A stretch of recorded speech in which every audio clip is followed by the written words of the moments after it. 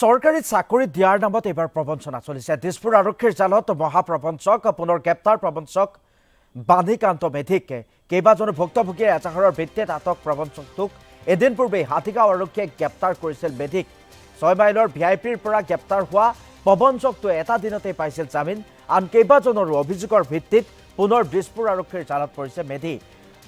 ধৃত প্ৰবঞ্চক বাণীকান্ত মেধিৰ ঘৰ গুৱাহাটীৰ হাটগাঁৱত বুলি ইতিমধ্যে জানিব পৰা গৈছে।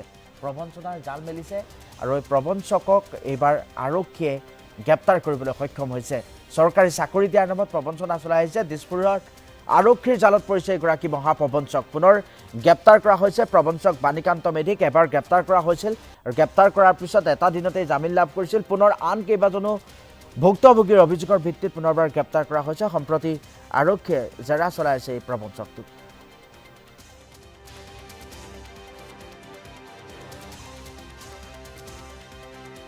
তেখেত আৰ্টিষ্ট হয় বাণীকান্ত মেধি আৰু তেনেকৈ তেওঁ কালচাৰৰ লগতো জড়িত।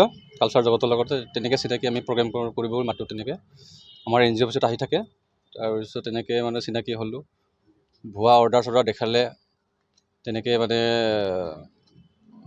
চাকৰি দিব পাৰিম বুলি ক'লে। OSD চিনাকি বুলি ক'লে। তেনেকৈ আমিও ভাবিলোঁ, অকণমান হিপনটাইজ হৈ গ'লোঁ পাৰিব নেকি বুলি।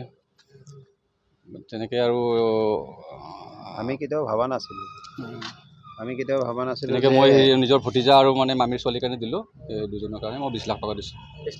কি আছে ট্ৰানজেকশ্যন কৰি UPI ট্ৰানজেকশ্যনত 6 লাখ দিছোঁ মোটামুটি, আৰু কমো হ'ব পাৰে 2 টকা। বাকীখিনি 3 কিস্তিত অলপ অলপকৈ দিছোঁ। কিহত দিম বুলি কৈছিল চাকৰি? ছেক্ৰেটেৰিয়েটত দিম বুলি কৈছিলে। আপুনি দুজনৰ কাৰণে বিচাৰিছিল? দুজনকৈ বিচাৰিছোঁ। কিমান মানুহৰ পৰা তেখেতে ধন লৈছিল? তেখেতেতো এনেই বহুতৰ পৰাতো বহুতেই লৈছে, সৰুৰ ওপৰতে লৈছে। পইচা দিয়া বা চাকৰি দিম বুলি কোৱাৰ কিবা প্ৰমাণ তথ্য আছে? এই ভুৱা অৰ্ডাৰ কপি লৈ দিছে। ভুৱা অৰ্ডাৰ কপি লৈ দিছে। কেতিয়া গম পালে তেওঁ ফ্ৰড বুলি? তেওঁ যেতিয়া অকণমান মানে চালোঁ, জনা মানুহক দেখালোঁ, এইটো কৈছে এইটো ভুৱা হ'ব, তোমালোকৰ এনকুৱাৰী কৰা। তেতিয়া গম পালোঁ। তেনেকৈ